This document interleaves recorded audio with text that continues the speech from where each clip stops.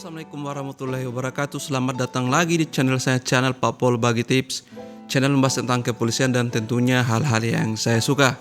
Oke teman-teman, di kolom komentar selain untuk Bakomsus Logistik, banyak juga yang menanyakan tentang Bakomsus Lab 4 atau Laboratorium Forensik. Oke teman-teman, Bakomsus Lab 4 ini terdiri dari dua kata, yaitu Bakomsus dan juga Lab 4. Mungkin untuk Bakomsus kalian sudah familiar dan mungkin kalian sudah tahu apa itu Bakomsus ya, seperti apa itu Bakomsus, seperti apa bentuknya Bakomsus itu dan seperti apa tes-tesnya.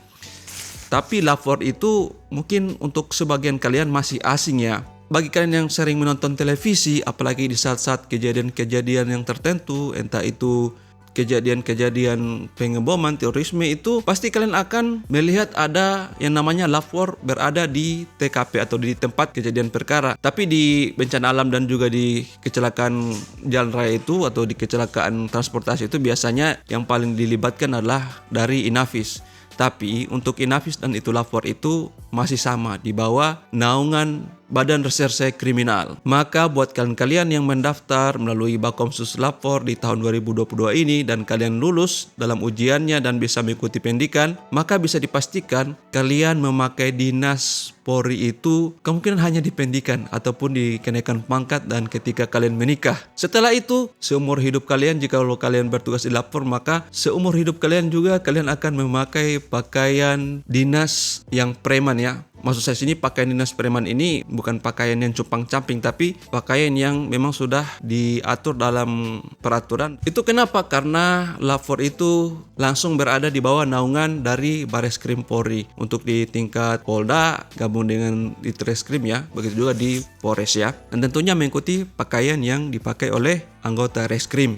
Jadi biasanya anggota laboratorium forensik ini diturunkan pada suatu TKP yang membutuhkan penanganan secara lebih expert lagi ya. Karena biasanya di kejadian-kejadian perkara yang kejadian-kejadian yang normal yang biasa seperti penganiayaan dan juga yang lain-lain itu biasanya kita bisa mengolah TKP-nya dengan secara mandiri tanpa melibatkan orang-orang dari Lab 4. Tapi ketika ada kejadian-kejadian yang butuh penanganan lebih lanjut, maka biasanya Polri itu melibatkan laboratorium forensik atau Lab 4. Ya, kita contohkan seperti dulu pada tahun 90-an dan di awal-awal 2000-an itu kan banyak kejadian-kejadian terorisme yang meneror bangsa Indonesia ya. Kalau mungkin kalian bertanya pada ibu bapak kalian, pasti mereka akan mengatakan, oh iya dulu itu tahun 90-an sampai 2000-an itu di Indonesia itu banyak kejadian bom-bom yang menewaskan banyak manusia ya, banyak orang ya. Biasanya di kejadian-kejadian seperti itu keahlian dari orang-orang di laboratorium forensik